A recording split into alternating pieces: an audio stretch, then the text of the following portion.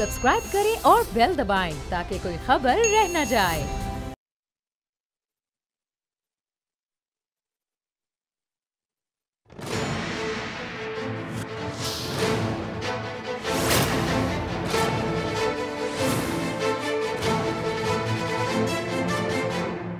इनको तकलीफ पहुंचेगी, मैं पहुंचाऊंगा तकलीफ इनको, तो रुलाऊंगा मैं।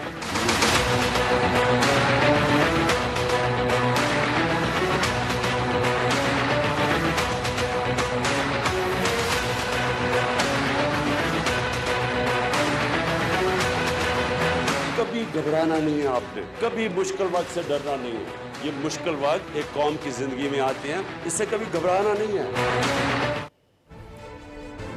नाज़रीन, मैं हूं नूरुल आरफीन सिद्दीकी और आप देख रहे हैं मेरी जंग। न्यू रियासत मदीना में आवाम की ज़िंदगियां मुहाल हो चुकी हैं। जीने का हक़ फ़ाइनली उनसे छीन ही लिया गया है। घरेलू सार्फिन के लिए गैस की कीमतों में ज़्यादा नहीं, महज 200% इजाफा हुआ है। लेकिन ताकीद की गई है कि हमने घबराना नहीं है, और उसकी वजह यह है कि हुकूमत तो दयानतदारों की है। मसीहा वक्त ने बढ़ती महंगाई पर नोटिस लेकर एक और कमाल दाग दिया है। गरीब पूछ रहा है, ये खूब अंदाज़े मसीहाई हुजूर मारते भी हैं और रोने भी नहीं देते। डॉलर ने उड़ान भरी और 163 रुपए की कदर को छूकर अब इस वक्त आज 158 रुपए पर जा पहुंचा। वज़ीर आज़म फरमाते हैं कि अपोजिशन लीडर दरअसल खुद डॉलर की कीमतों में इजाफे के जिम्मेदार हैं। फरमाते हैं कि दुनिया जानती है कि डॉलर की कमी कीमत में इजाफे का सबब होती है। याददाश्तों को अगर खंगाला जाए तो हुजूर आप अपोजिशन में रहते हुए ये भी फरमाया करते थे कि जब डॉलर की कीमतें बढ़ती हैं तो हुकूमत के और आवाम के कर्जे भी बढ़ जाया करते हैं। इसी किस्म की कुछ बातें आप किया करते थे, लेकिन वो गए दिनों की बात है। वज़ीर आज़म ने एक और पुराना इंकशाफ फिर दाग दिया है। बता रहे हैं कि पाकिस्तानियों के 10 अरब डॉलर गैर मुमालिक में मौजूद हैं।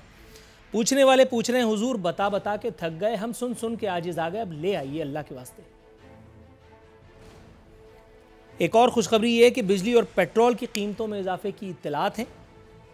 गरीब तबका बाज़ाब्ता तौर पर मिन्नत समाजत करने पर तुल गया हुकूमत की कि हुजूर एक ही दफ़ा मार डालिए, ये रोज़ रोज़ की मौत अब चुभने लगी है। हुकूमत का एक और दावा ज़मीन बोस हुआ। कहा गया था कि हमें कोई ब्लैकमेल नहीं कर सकता। पूछना यह था कि फिर बीएनपी मेंगल और एमक्यूएम ने क्या किया है। बीएनपी मेंगल को बजट पास करवाने और एपीसी से गैर हाजिरी उसकी उजरत 10 अरब रुपए, महज 10 अरब रुपए, और वो भी बलूचिस्तान की डेवलपमेंट के नाम पर देकर। आपने भी तो वही सब कुछ किया जो पुरानी हुकूमतें करती थी। एमक्यूएम को किस अजर की जजा मिली है? एमक्यूएम को किस बात का अजर मिला है? किस बात के लिए एमक्यूएम को मेयर कराची को 25 अरब रुपए और 5 अरब रुपए मेयर हैदराबाद को किस लिए हुकूमत से फरमाइश की गई है? भाई तक रकम तो पहुंचने के तमाम रास्ते बज़ाहिर, मुझे ऐसा लगता है, आई मे बी कम्प्लीटली रॉन्ग, कि बंद हो गए हैं। तो फिर क्या ये वसीम अख्तर साहब को इसकी ज़रूरत है, या फैसल द ग्रेट सब्जवारी को और कोई गाड़ी पसंद आ गई है जो उनको दी जानी है?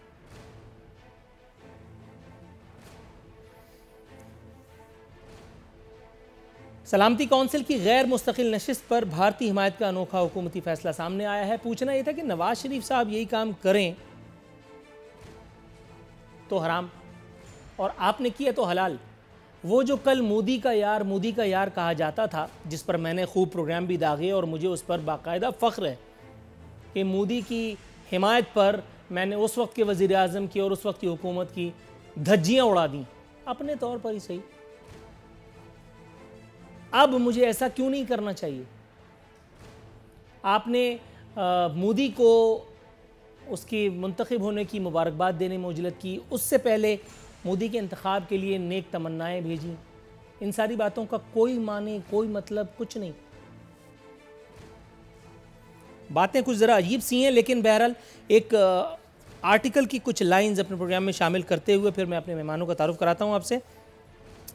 मारूफ सहाफ़ी और कॉलम निगार जावेद चौधरी साहब लिखते हैं कि अनकरीब नेशनल गवर्नमेंट या टेक्नोक्रेट्स की हुकूमत बनेगी और शाह महमूद कुरैशी इस हुकूमत के वज़ीर आज़म होंगे। शाह महमूद कुरैशी पर मौलाना फजलुर रहमान और अख्तर मेंगल को भी कोई एतराज़ ना होगा और काफ लीग और MQM भी फ़ौरन राज़ी हो जाएंगी। पार्टी शुक्र करेगी कि ऐसा हुआ, इसलिए कि पार्टी इस वक्त शदीद डिप्रेशन में है। ये लोग बाहर नहीं निकलते, ये लोग अपने हलकों में जाते हैं तो लोग उनका रास्ता रोक कर दुहाइयाँ देने लगते हैं। हुकूमत की हालत यह है कि कोई वज़ीर हुकूमत की माशी पॉलिसी की वकालत के लिए मीडिया में जाने कर तैयार नहीं। चुनांचे अगर शाह महमूद कुरैशी आ गए तो तमाम लोग सुख का सांस लेंगे और मुल्क ट्रैक पर आ जाएगा। इस आर्टिकल से तो ये बात साबित हो रही है कि गोया पाकिस्तान का वाहिद मसला इस वक्त इमरान खान है। मुझे नहीं लगता, लेकिन वल्लाह आलम।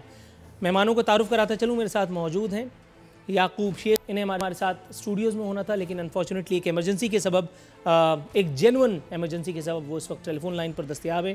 ताल्लुक़ पाकिस्तान तहरीक इंसाफ से, पाकिस्तान मुस्लिम लीग नवाज से मेरे साथ मौजूद हैं मोहतरम जनाब सिद्दीकुल फ़ारूक साहब और नवाब मोहम्मद यूसुफ तालपुर साहब ताल्लुक़ पाकिस्तान पीपल्स पार्टी से ऑडियो बीपर पर हमें ज्वाइन कर रहे हैं। तमाम मोअज़्ज़ज़ मेहमानों को अपने शो में खुशामदीद कहते हुए मैं बाज़ाब्ता आगाज़ के लिए जाऊँगा जनाब याकूब शेख साहब के पास। शेख साहब अस्सलाम वालेकुम। वालेकुम सलाम, आप कैसे हैं? जी सर अल्हम्दुलिल्लाह। बहुत बहुत माजरत आपकी इस जहमत की कि इस वक्त आपको इस वक्त में भी आपको तंग कर रहा हूँ, लेकिन सर हुजूर कुछ कन्फ्यूजन थी, मुझे ज़रा दूर करनी थी। आपके अलावा कोई और मिला नहीं। ये मुझे बताइएगा सर, ये न्यू रियासत मदीना में अवाम की ज़िंदगियों के साथ जो कुछ हो रहा है, 200% का एक और तोहफ़ा हुकूमत की जानिब से दिया गया है गैस की कीमतों में इजाफे की सूरत में, प्लस एक और जो खबर सामने आई है वो ये कि बिजली की कीमतें भी बढ़ाई जाने वाली हैं। तो सर ये आवाम का एक ही दफ़ा में तिया पाँचा करके जान छोड़ाएं, ये क्या रोज़ रोज़ की तकलीफ? बिस्मिल्लाहिर्रहमानिर्रहीम। देखें, जो सूरत हाल मेरे ख्याल में अब हम बात करेंगे तो वो कोई बात हो जाएगी कि कोई बहुत अच्छी सूरत हाल हमें नहीं मिली थी इस इकोनॉमी की। बहुत ही बुरी सूरत हाल थी। जो आपके ड्यू थी, जो अक्सात आपने देनी थी वर्ल्ड बैंक की, IMF की, वो आपने पे ऑफ करनी थी। और आपकी जो टैक्सेशन सिस्टम है वो एकदम तबाह था। ये सारी स्ट्रक्चरल चीजें हैं जो पाकिस्तान में जो बुनियादी तौर पे करनी चाहिए थी और जिनको माजरत के साथ मैं कहूँगा कि हमेशा ब्रशिंग अंडर द कारपेट किया गया और यही होता रहा हमेशा से। और अब हमें वो आगे करने पड़ गए और हमें ये एक वो काम है जो पाकिस्तान की बुनियाद को ठीक करने के लिए जरूरी थे, वो हम कर रहे हैं इस वक्त। मैं मानता हूँ कि इस वक्त आवाम के ऊपर महंगाई का एक दबाव है, इकोनॉमी भी इस वक्त इस सूरत हाल में है कि वो उसके ऊपर है कि आप रिकवर करेगी इंशाल्लाह। हम मैयर्स वो ले रहे हैं कि जिसके बेसिस पे रिवाइवल हो इकोनॉमी का और इन्वेस्टमेंट अट्रैक्ट हो और अपॉर्चुनिटीज क्रिएट हो, इन्वेस्टमेंट अट्रैक्ट हो, यहाँ पे एम्प्लॉयमेंट अपॉर्चुनिटीज क्रिएट हो, इंडस्ट्रियलाइजेशन हो, आपकी एक्सपोर्ट बढ़े, आपकी जो सर्विस की एक्सपोर्ट है वो बढ़े और आपका फॉरेन एक्सचेंज जो है उसकी अर्निंग ज्यादा हो, ताकि आपका जो ट्रेड डेफिसिट है उसको आप बैलेंस कर सकें। जब तक आप उसको एड्रेस नहीं करते उस वक्त आप प्रेशर में रहेंगे। और आप देखेंगे कि हमें जब शुरू में गवर्नमेंट हमने टेक ओवर की तो उस वक्त हमें $19 बिलियन का ये डेफिसिट था और आप अंदाजा लगा सकते हैं कि किस सूरत हाल में हम थे कि उस वक्त आपको 1200 अरब उस वक्त जमा करवाने थे। तो ये सारी सूरत हाल निपटने के लिए हमने कमर बांधी। अल्हम्दुलिल्लाह हम उन अक्सात पे हमने पे किया, हमने जो IMF के साथ मामला थे उसको भी एड्रेस किया और हमने आप देखें कि रिकवरी के लिए जो हमने एक ब्रॉड बेस्ड जो टैक्स का जो निज़ाम हम मुतारिफ करवा रहे हैं वो पाकिस्तान के लिए बहुत जरूरी था, इंतहाई जरूरी था। हुजूर थोड़ा सा तवक्कुफ की दरख्वास्त करते हुए मैं सिद्दीकुल फारूक साहब को ज़हमत कलाम देना चाहूँगा। सिद्दीकुल फारूक साहब, अपने तौर पर जितना भयानक और खौफनाक मंजरनामा मैंने पेश किया अपने प्रोग्राम के इंट्रो में, उसको तो सरासर जो है रिफ्यूट कर दिया है याकूब साहब ने। और अब मुझे ऐसा लगने लगा है कि वाकई मुल्क के हालात इतने दिगरगून नहीं हैं जितना नक्शा खींचा गया। आपको क्या लगता है हुजूर, ये महंगाई में इजाफे का नोटिस लेना और उससे पहले महंगाई कर देना, फिर उसके बाद कुछ चिकनी चुपड़ी बातों से आवाम को बहलाना और उसके बाद फिर उनको जूते मारना, क्या कहेंगे हुजूर? बिस्मिल्लाहिर्रहमानिर्रहीम। सबका एहतराम जो भी बातें करते हैं, लेकिन शेख याकूब साहब ने वो बातें अभी गिनवाई हैं जो करनी चाहिए। हुआ क्या है वो आपने बयान कर दिया। हमें 2000 अरब रुपए टैक्सों से आमदनी विरसे में मिली थी और हमने 5 साल में दुगनी कर दी, यानी 3800 अरब टैक्सों से आमदनी बढ़ा दी, ज़्यादा लोग टैक्स नेट में लाए। हमें मिली जीडीपी 3.5, हम उसे 5.8 तक ले गए। हमें मिली अफरात ज़र 10%, हम उसे 4% तक ले आए कम करके। हमने 20 अरब रुपए जो है अपना ये सी पैक में 4 साल में मंसूबे मुकम्मल किए, और ये बातें जो मैं कर रहा हूँ ये बातें मौजूदा हुकूमत के वज़रा ने बताई हैं। हमने 35 अरब डॉलर कर्जा लिया, हमाद अज़हर साहब ने सेनेट को बताया, लेकिन हमने उन्हीं के फिगर्स के मुताबिक 32 अरब 51 करोड़ वापस भी किए। इसलिए मैं ये, और हमारे दौर में पेट्रोल जो है वो 60-65 रुपये लीटर बिकता रहा, चीनी 55 रुपये बिकती रही। आज जो गरीब आदमी अपने मोटरसाइकिल में 1 लीटर पेट्रोल हमारी हुकूमत में वो 65 रुपये का डलवाता था, आज 115 रुपये में 50 रुपये ज़्यादा देता है। हमारे दौर में जो चीनी 55 रुपये किलो थी, आज मैंने खुद 80 रुपये किलो ख़रीदी है। बिजली का, गैस का, पेट्रोल का और दीगर चीज़ों का मामला आपने बयान कर दिया। अच्छा, अब सूरत यह है कि जब एक अच्छे लोग आते हैं, क्रेडिबिलिटी वाले लोग आते हैं, डॉलर जो है नवाज़ शरीफ साहब जब तक थे 102 रुपये का था, चलें जी आपने नवाज़ शरीफ साहब को हटाया, शाहिद खाकान आए तो 118 रुपये का। चाहिए तो ये था कि इतनी क्रेडिबिलिटी वाले लीडर जिनको तहरीक इंसाफ फरिश्ता बना के पेश करती है वो आते तो डॉलर ऊपर जाने की बजाय आता 102 पर नहीं बल्कि 90 पर आ जाता। लेकिन वो जब 165 पर पहुंचा तो इसका क्या मतलब है कि तहरीक इंसाफ के लोगों को हुकूमत करना नहीं आती, काम करना नहीं आती। इन्होंने लोगों को कहा था मैं आया तो डॉलरों की बारिश हो जाएगी। खुदा को गवाह बना के कहता हूं 200 अरब डॉलर लेके आऊंगा। कहाँ गए आपके खुदा को गवाह बना के दावा करना। और रासत मदीना की आपने बात की। इन लोगों का अखलाक, इनके लीडर समेत, जिस तरह ये गालियाँ देते हैं, जिस तरह ये प्रोपेगंडा करते हैं, जिस तरह ये झूठ बोलते हैं, जिस तरह से इन्होंने आवाम की ज़िंदगी, 300 कनाल का मकान है 3 अरब का, टैक्स कितना देते हैं खुद 1 लाख रुपए सालाना। हमाद अज़हर ने 2015 में क्या टैक्स दिया, 2016 में क्या टैक्स दिया, 2017 में क्या टैक्स, देखें 5, 7, 10, 12, 15 हज़ार रुपये सालाना खुद ये टैक्स देते हो। और 2002 में परवेज़ मुशर्रफ की टैक्स एमनेस्टी स्कीम में अपने काले धन के सबसे पहले किसने वाइट कराया, इमरान खान ने। हमारी जो टैक्स एमनेस्टी स्कीम 2017 की किसने अपने अरबों रुपए वाइट कराए, इनकी हमशीरा हमारी बाजी ने, अलीमा बाजी ने। फिर भी और काला धन निकला तो सुप्रीम कोर्ट ने, 1 मिनट, सुप्रीम कोर्ट ने 3.5 करोड़ रुपए जुर्माना कर दिया। इसका मतलब है काला धन किसका, राइट। और टैक्स ना देने वाले कौन, याकूब साहब। ये तो उल्टी आते गले पड़ रही है हुजूर, लेकिन इससे और बातें किसी और पर। आप इनको सुन लेना। नहीं, इससे कतई नजर एक बात, लोग अनकरीब पीटीआई के अरकान असेंबली और अरकान असेंबली का घेराव करना शुरू करेंगे, घेराव शुरू करेंगे इनका। सिद्दीकुल फारूक साहब, सर इनका घेराव शुरू करेंगे। थोड़ा सा तवक्कुफ की दरखास्त है याकूब साहब, हुजूर याकूब साहब थोड़ा सा तवक्कुफ फरमाइएगा, मुझे सवाल पूछ लेने दीजिए।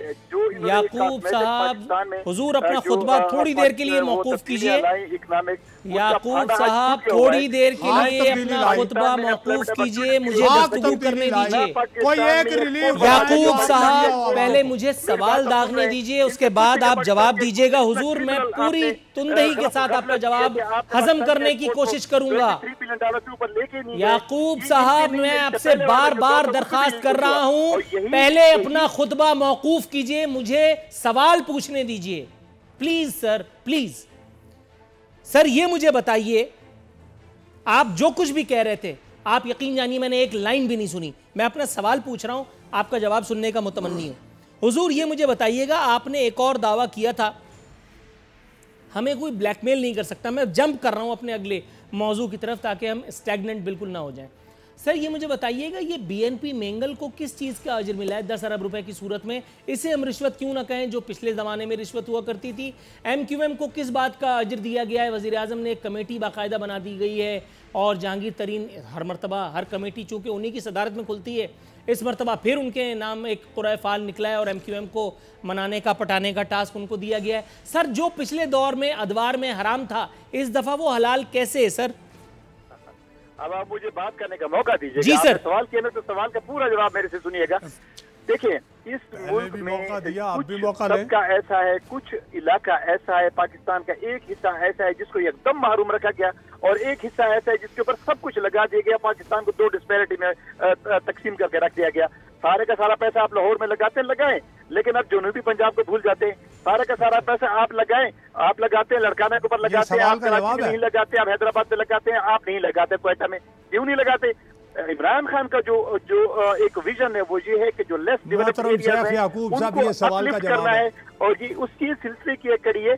आप देखें इस वक्त जो अफवाज पाकिस्तान ने भी कुर्बानी दी है कि आप अपने अफवाज के हमने बजट को कम किया, उसको स्टैग्नेट किया और उसमें जो बचत हुई है पहली दफा आपने और खान साहब हमारे ये तय किया दिफा का बजट कम हुआ। जो लेस डेवलप्ड एरियाज हैं, आप यकीन करें कि मैं आपको ये हकीकत बता रहा हूँ कि हमारे लेस डेवलप्ड एरियाज में डी खान के लिए, करा के लिए 100 बिलियन रुपीज रखे जा रहे हैं। जब पैसे अवेलेबल होंगे वो वहाँ पे लगेंगे। तो ये डिस्पैरिटी हम खत्म करना चाहते हैं। पाकिस्तान के हर इलाके को यकसा हम तरक्की देना चाह रहे हैं। इनकी तरह ये नहीं कि ये टारगेट करते हैं सिर्फ उनको जहाँ पे ये समझते हैं कि 30 साल के बाद हमने इलेक्शन लड़ना है। ठीक हो गया सर, लेकिन एक बात जनरल नॉलेज का एक और सवाल इसी जिम्मे में। याकूब साहब, सर जिम्नी सवाल है छोटा सा हमारे दरमियान में। याकूब साहब जिम्नी सवाल, तस्वीर काफी खूबसूरत है, तामीर और तरक्की, शेख याकूब साहब सिद्दीकुल फारूक साहब जवाब खूबसूरत दें सर। थोड़ा सा तवक्कुफ फरमाइएगा। याकूब साहब सर ये मुझे बताइएगा, एमक्यूएम को जो पैसे आप जारी करेंगे, जो सियासी रिश्वत एमक्यूएम को दी जाएगी, आपके ख्याल में उससे कराची वालों का जो है वो तकदीर बदल जाएगी? कराची वालों की किस्मत में जो धक्के लिख दिए गए उनकी तलाफी हो जाएगी, या वसीम अख्तर, ख्वाजा इजहार, फैसल सब्जवारी, आमिर खान एंड कंपनी, खालिद मकबूल, फ़रोग नसीम, वो जो सो कॉल्ड नफीस लोग हैं, उनके आगे पीछे के दाल दलिए का हिसाब किताब हो जाएगा? आपको वाकई लगता है कि ये पैसा गरीब आवाम तक, महाजिर आवाम तक, उर्दू बोलने वाले लोगों तक पहुँचेगा, कराची की तामीर और तरक्की होगी? आपको क्यों ये गलतफहमी है? आप कैसे समझते हैं कि हमने कोई संदूक उठा के उनको दे देनी है कि ये आप लें 100 अरब रुपए अपने जेब में रख लें? ऐसा थोड़ी होता है। ये गवर्नमेंट है भाई, इसका एक तरीका होता है। एडीपी में प्रोग्राम्स आते हैं, उसके पीडीपी होती है, उसके बाद उसके प्रोग्राम की इम्प्लीमेंटेशन होती है। तो इम्प्लीमेंटेशन में प्रोग्राम्स होंगे कि ये रोड हमने बनाना है, ये बाईपास हमने बनाना है, ये ओवरहेड ब्रिज हमने बनाना है, ये पानी की सहूलत हमने देनी है, ये मोटर, ये उसके मेट्रो हमने बनाना है। इन प्रोग्रामों के हिसाब से होगा। कराची की अपलिफ्ट का मतलब ये कि कराची को तो इस पीपल्स पार्टी ने यकसर नजरअंदाज किया है और नून लीग की हुकूमत ने यकसर नजरअंदाज किया। कराची को तबाही के ध्यान पर पहुंचा दिए। आज आप देखें कराची को, आप जाते होंगे, आप कराची में तो रहते हैं, आप बाहर निकले, आप कराची की रोडों का हाल देखें, कसम खुदा की बदबू आती है और ऐसी मिट्टी और ऐसी अच्छा, ये लतीफा मुझे बहुत पसंद आया। आपने मुझे कराची का शहरी होने का ताना भी दिया और आप मुझसे कह रहे हैं कि मैं कराची में शहर में निकल के घूमूं।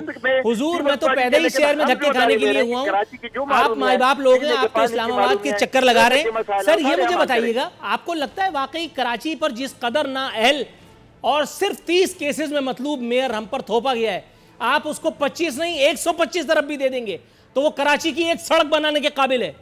एक सड़क जो मेरे एक प्रोग्राम में बैठ करके मुझे फेस नहीं कर सकता। देखिए, मैं एक चीज आपको बताऊं, इस वक्त वो क्या कर रहा है, उसको तो सिंध गवर्नमेंट टाइम पास कर रहा है और क्या कर रहा है। हमारे एलाइजे में नहीं कि उनको प्रोटेक्ट कर रहा हूँ, वो ना खुद काम करते हैं, ना हमें काम करने देते हैं, ना एमक्यूएम को काम करने देते हैं। वो तो ये कहते हैं कि ना खेलेंगे ना खेलने देंगे। एमक्यूएम क्या काम करती है? एमक्यूएम तो यही काम करती है कि जहां हुकूमत की गर्दन दबी वो थोड़ा सा रिश्वत ले लेती है, और क्या है। कराची का हाल आपके सामने कि कराची में कितनी तबाही बर्बादी हर कोने से, हर किनारे से आपको कराची में नजर आती है। तो अगर इनमें थोड़ी भी ये होता, इनमें तौफीक होती तो कम से कम कराची की अपलिफ्ट के प्रोग्राम ये शुरू कर दे। क्या किया इन्होंने? कोई एक प्रोजेक्ट तो बता दें जो इन्होंने अब तक किया हो। अब हम पैसा लेके आ रहे हैं, हम फंडिंग कर रहे हैं कराची के प्रोग्राम में, लोगों के लिए हम कर रहे हैं, तो पर्सनल किसी के लिए, मेयर साहब के लिए नहीं कर रहे। हम एमक्यूएम की वो सराह के लिए नहीं कर रहे, कराची के अवाम के लिए, जिनसे वो नुमाइंदे हैं, उनके लिए हम काम कर रहे हैं। हमारी हुकूमत अवाम तक वो सहूलतें, अवाम तक वो जो आसानियां पहुंचाना चाहिए जिनको जो मुयसर नहीं है, और जो महरूमी है हम उसको दूर करना चाह रहे हैं। और कराची का हक बनता है, कराची को हमेशा नजरअंदाज किया गया और कराची के ऊपर जितना भी पैसे लगे, मैं खुद भी कराची में रहा हूँ, खासा अरसा में वहाँ पे रहा हूँ, मैंने देखी है महरूमिया वहाँ पे, हर किस्म की महरूमिया आपको कराची में। सर जरा थोड़ा सा ब्रेक पर पाँव रखिएगा, सिद्दीकुल फारूक साहब के पास जाऊँ, जनरल नॉलेज का एक सवाल उनके लिए भी है। हुजूर, हुकूमत के एक और वजीर हैं जो वजीर थे, फिर वजीर ना रहे, फिर दोबारा एक मरतबा फिर वजीर बन गए, नाम है उनका शहरियार द ग्रेट आफरीदी। फरमा रहे हैं कि अंग्रेज़ी में तालीम हासिल करने वाले बच्चे मनशियात इस्तेमाल करते हैं। हुजूर, बात थोड़ी सी इधर उधर हो जाने का खदशा है, मैं ज़रा कोशिश करता हूँ कि उसको थोड़ा सा टोन डाउन करके सॉफ्टन करके पूछूँ। आपके ख्याल में वज़रा जब इस किस्म का बयान देते हैं तो उनकी अक्ल पर मातम करने के अलावा हमारे पास और क्या ऑप्शन बचता है? क्योंकि यही वो वज़ीर हैं जिन्होंने पिछली मरतबा भी एक इस किस्म का बयान दागा था। 75% इस्लामाबाद के जो एजुकेशन इदारे, तालीमी इदारे, उसमें उन्होंने कहा था कि जी मनशियात इस्तेमाल हो रही है और दबा के इस्तेमाल हो रही है। उसके बाद उनका अपना भांजा भतीजा ही धर लिया गया था वो मनशियात सप्लाई करने के इल्ज़ाम में। उस केस का भी आज तक कुछ नहीं हुआ। क्या कहेंगे हुजूर? शहरियार आफरीदी साहब से मेरे बड़े अच्छे ताल्लुकात रहे हैं और जब तक ये मिनिस्टर वगैरह नहीं बने बड़े अच्छे आदमी लगते थे। अब भी अच्छे आदमी होंगे अपनी ज़ाती ज़िंदगी में ये, लेकिन जब मिनिस्टर ऑफ स्टेट बने हैं तो उन्होंने जिस तरह से बिहेव करना शुरू किया है, मुझे तो लगा है कि उनकी जून ही बदल गई है। यानी हर अंग्रेज़ी पढ़ने वाला बच्चा जो है वो मनशियात इस्तेमाल करता है और उर्दू बोलने वाला कोई नहीं करता। ये क्या मेयार उन्होंने बयान फरमा दिया है। इससे तो यूँ सब समझ में आती है बात कि उन्हें कोई अब मामलात से कुछ पैदल हो गए हैं। वो पहले अपने मामलात को दुरुस्त करें, अपनी सूझबूझ को ठीक करें, उसके बाद आके बातें करें। पता नहीं शेख रशीद से कुछ उन्होंने सबक ले लिया है, पता नहीं कुछ जो इनके जो हैं चौधरी साहब साबिक वज़ीर अपना नशरियात इतलात, उनसे कुछ सबक ले लिया है। उल्टी सीधी बातें ना करें। मैं सिर्फ ये अर्ज़ करूँगा, जो याकूब शेख साहब ने बड़ी खूबसूरत इनकी तस्वीर, बिल्ली बिल्ली आंखें मुझे यहाँ से लग रही हैं, इतनी खूबसूरत मूंछें हैं, गोरा चिट्टा रंग है, काश खूबसूरत बातें भी ऐसे ही करें। ये देखिए, कोई एक रिलीफ बताएं इन 11 महीनों में, एक रिलीफ बताएं जो इन्होंने गरीब को दिया। गरीब गरीब गरीब गरीब की तो आपने सारे तरक्याती मंसूबे बंद करके को 15-16 लाख लोग बेरोज़गार कर दिए हैं। ख़त गुर्बत से को 60-70 लाख लोग मज़ीद नीचे गिरा दिए हैं आपने। और आपने जनाब, आप ज़रा देखें, पहली दफ़ा PTI की नालायकी की वजह से दिफा का बजट कम हुआ है। डॉलर जब महंगा होता है तो पहले गरीब आदमी आवाम मुतासर होती है, उसके बाद मुल्क का दिफा मुतासर होता है। आपने किया क्या है? आप अपनी नालायकियों को समझें।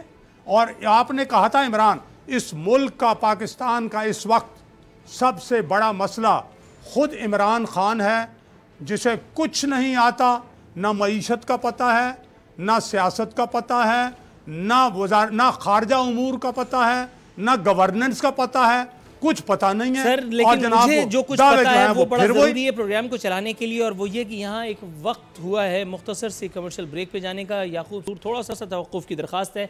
नाज़रीन, यहाँ वक्त तो एक मुख्तसर से कमर्शियल ब्रेक पे जाने का। ब्रेक से वापस आएंगे तो कुछ और मौज़ूआत हैं जिनका अहाता करेंगे।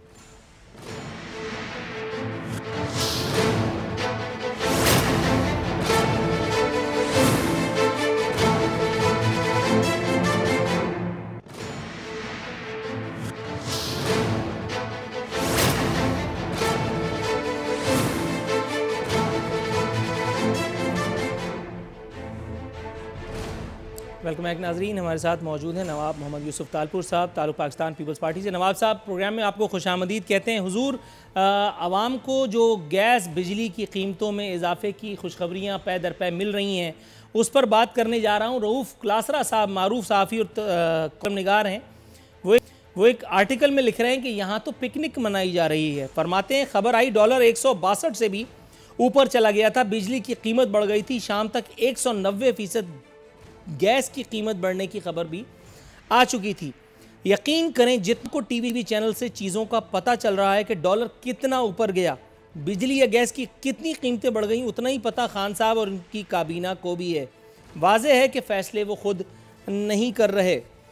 साथ ही साथ मरे पर 100 दुर्रे, बताते हैं कि जिस दिन डॉलर 162 रुपए की हद अबूर कर गया, गैस की कीमतें 190% बढ़ गईं, ₹1.5 फी यूनिट बिजली की कीमत बढ़ गई और इस दिन हुकूमती अरकान पिकनिक मना रहे थे। हुजूर, अगर आप कुछ तबसरा फरमाना चाहें, पाकिस्तान पीपल्स पार्टी का विजन आप शेयर करना चाहें।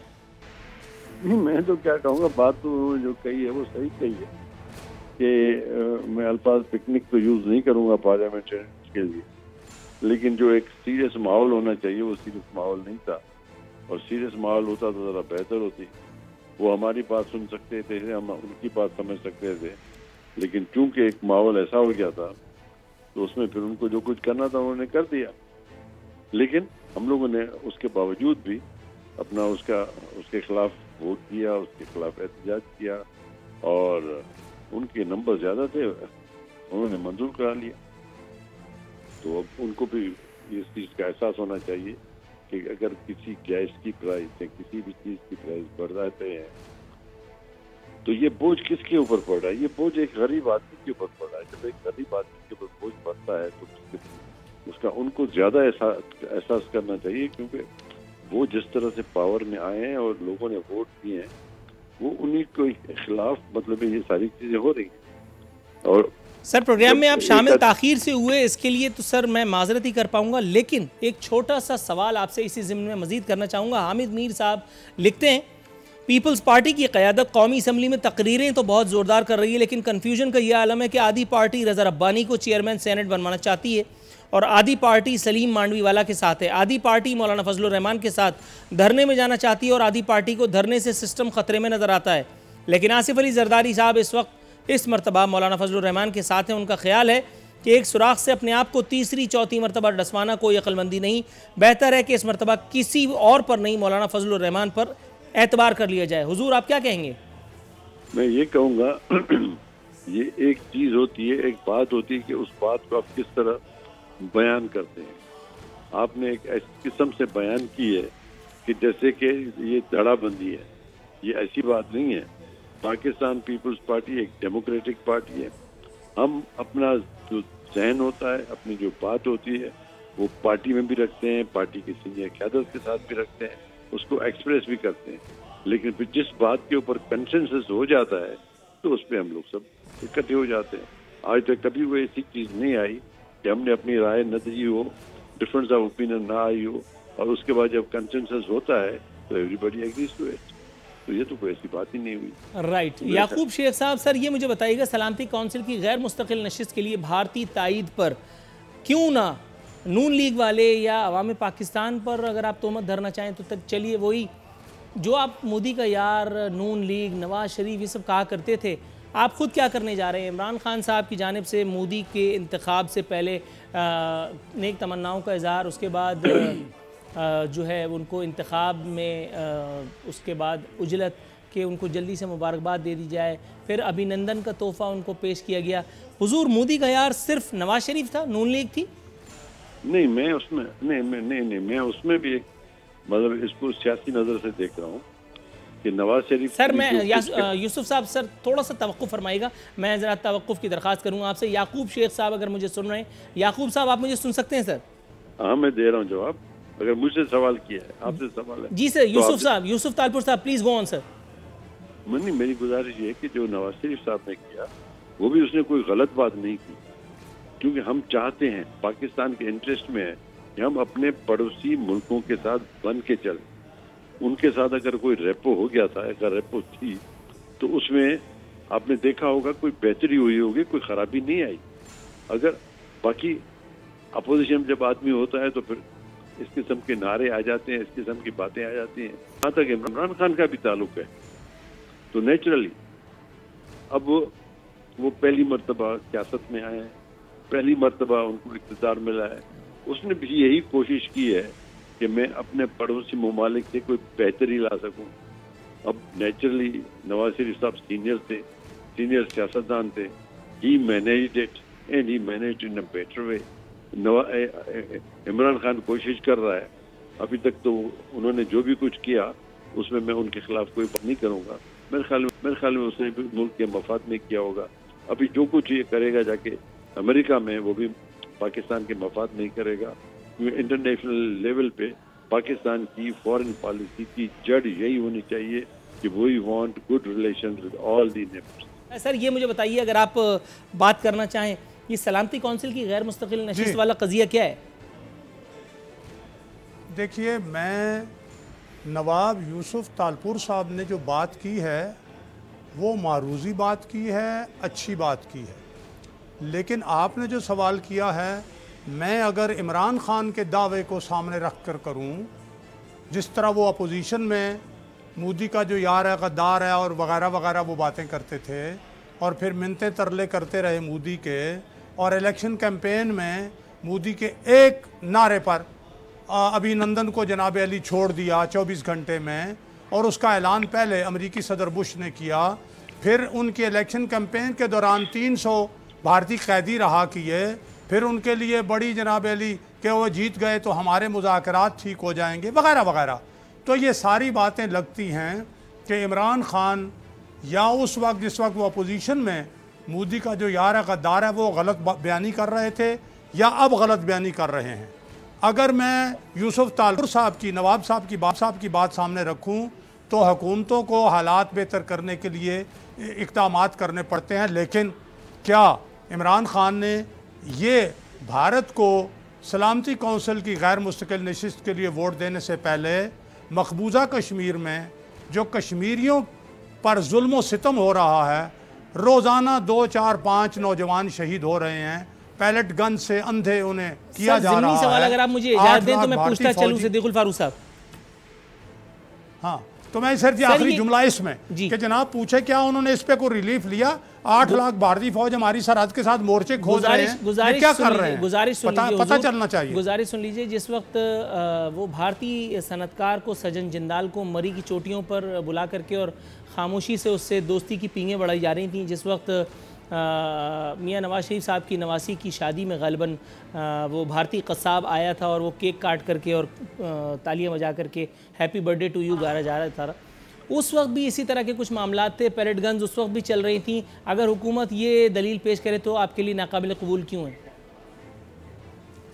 मैंने एक बात जनाब नवाब यूसुफ तालपुर साहब की और उसके हवाले से मैंने बात की। हमारे यहाँ जब हम मामलात कर रहे थे तो अल्हम्दुलिल्लाह हम बेहतर अंदाज में कर रहे थे, वो मौसूफ चल के आ रहे थे, बग़ैर दावत के भी वो आ गए। ये उनसे मिन्नतें करते हैं, वो इनसे बात नहीं करते। हालात तब होते हैं जब इंटरेक्शन होता है। हमारा इंटरेक्शन शुरू हो चुका था, शायद हम कुछ बेहतर करते, लेकिन फिर साजिश हुई।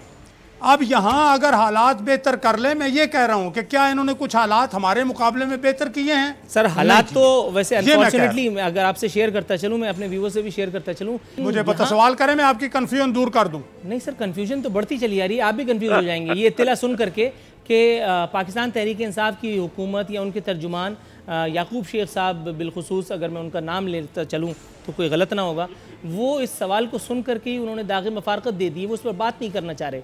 क्या फरमाएंगे यूसुफ तालपुर साहब, सिद्दीकुल फारूक साहब, जब तक आप अपनी हंसी जब्त करने की कोशिश फरमाइए। मोहतरम जनाब सिद्दीकुल फारूक साहब का ताल्लुक है, उसने पर्सपेक्टिव वे में जो अपनी बात सारी की, वो उनका अपना ख्याल है, वो उसने भी वही तर्जमानी की जो मैंने की। मेरे अल्फाज कुछ और थे। मैंने आपकी बात की तस्दीक की है, सपोर्ट किया आपकी बात को। हाँ, और उनकी जो अल्फाज है वो कुछ तल्ख हैं। अब ये कुछ वो है कि मतलब है कि वो भी जो लैंग्वेज यूज करते हैं इमरान खान, वो भी तल्ख लैंग्वेज यूज करते हैं। हम जैसे जो बुढ़े आदमी हैं बर्दाश्त कर लेते हैं लेकिन जो जवान आदमी हो, मैं माजरत चाहते हुए एक जुमला था कि आप वजाहत हो जाए। मैंने ये कहा है कि नवाब यूसुफ तालपुर साहब ने बात ठीक की है, लेकिन अगर मैं इमरान खान के दावे जो अपोजिशन में वो करते थे उनका मुकाबला करते हुए उनका किरदार सामने रखूं तो इजाज़त मिल चुकी है। नाज़रीन, इसी के साथ हमारे शो का वक्त अब ख़त्म होता है। कल इंशाअल्लाह ताला आपकी खिदमत में बशर्ते ज़िंदगी हाजिर होंगे। तब तक के लिए इजाज़त दीजिए। फ़ी अमान अल्लाह।